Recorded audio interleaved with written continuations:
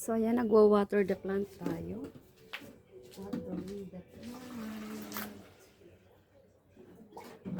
Watering the plant tayo.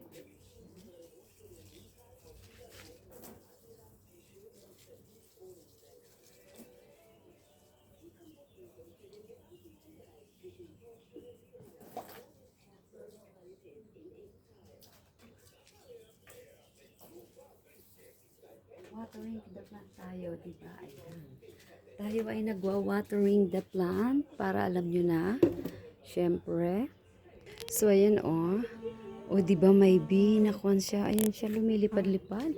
Watering the plant tayo. Ayan siya. Ang gaganda ng ating mga halaman. Isinisave natin yan to have a memories. Diba? Ang ganda niya Ayun.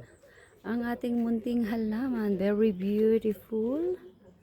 Tingnan nyo naman Kasi mag-holiday tayo. Pagbalik natin in 2 weeks, baka wala na tong mga to. Namatay na sila. Kaya naman, grabe Kailangan i-save natin ating banana tree at ang ating munting garden over there. Tara, ipakita ko sa inyo ang aking munting garden. So, ayan, lakad-lakad-lakad lang tayo. At ito ang ating munting garden. Ayan siya. Yung rucola, para siyang ampalaya, kumbaga yung lasa. Ito mga baby lang yan na kinuha ko dito sa mother niya. O yan, di ba? Ang laki na niya.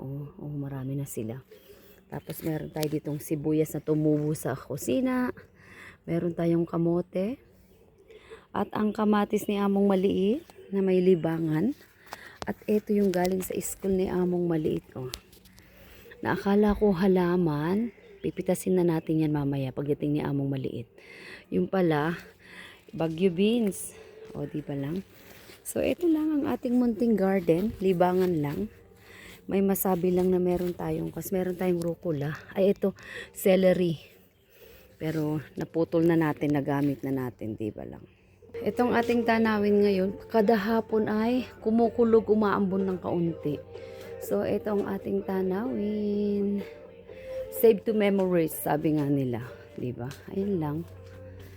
Ulitin natin ang ating halaman. Ang ganda nila At yung mga kalamansi natin, ayan, malalaki na sila Maraming bunga po yung kalamansi natin pag tayo nag-harvest.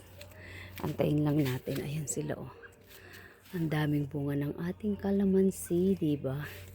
Yung lemon natin, 2 years na yan. Hopefully this year, next year. Ayan, maraming salamat po. Save to memories tayo. Ang ganda niya, diba? Ang ganda.